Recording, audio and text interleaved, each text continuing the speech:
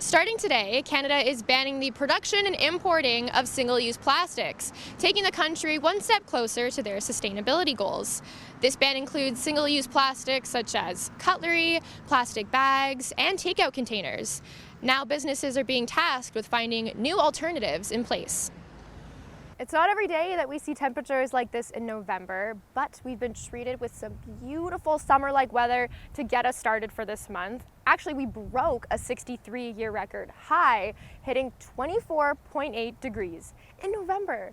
So go out and soak up all the sun you can, go for a walk, take the dog for a walk, take the kids to the park, whatever it is to soak up these last warm days of the year, because winter is right around the corner. The Ministry of Health said that flu shots will be made available from pharmacies and healthcare providers at the beginning of November, at which point Ontarians can start rolling up their sleeves. Although today is the last day for the Aurora Farmers Market, they'll be back again next year, starting in May, selling delicious baked goods just like this one. According to the Alcohol and Gaming Commission of Ontario, Aurora is projected to have 10 cannabis shops open in total, 4 of which are along Yonge Street. If you waited until today to fill up your gas tank, you made the right call. Gas prices across the province are expected to drop by 8 cents. But don't get too comfortable. Ontario could be seeing gas prices rise over $2 per litre.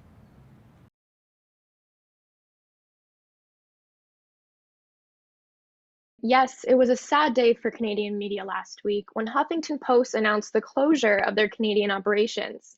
CTV News says the closures come after BuzzFeed bought Huffington Post from Verizon. 23 Canadian employees have been laid off due to the closure in an effort to restructure the company.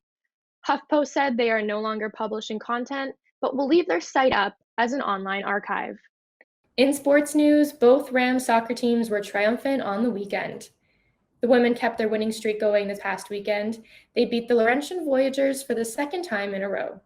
The team won 1-0 on October 22nd and 2-1 on October 24th, moving them to 13 points in the standings.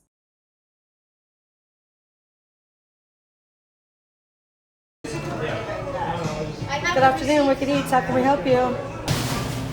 Businesses across the country are gearing up for today's highly anticipated Super Bowl game. But for one restaurant in Aurora, Ontario, this gathering means so much more to the local community. Wicked Eats owner Robert Stewart has been preparing for weeks to welcome guests in to enjoy the game after a difficult start opening the restaurant mid-pandemic. So this will be the first time in over a year where people are starting to feel comfortable and coming out. The restaurant is expecting this year to look a little different. The province's COVID-19 proof of vaccination program ended in March 2022, and mask mandates were dropped 3 months later in June. It's been a rough road. The industry has taken a big kick in the head, so to speak. But the nice thing about Aurora is that we're very resilient. Not only do the people come out and support restaurants, they also come out and support independent restaurants. Customers are looking to fill the bar to cheer on their teams as a community.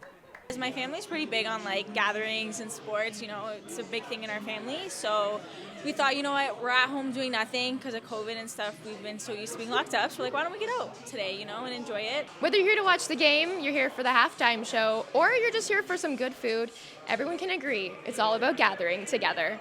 Reporting from Aurora, Ontario, I'm Simone Gavros.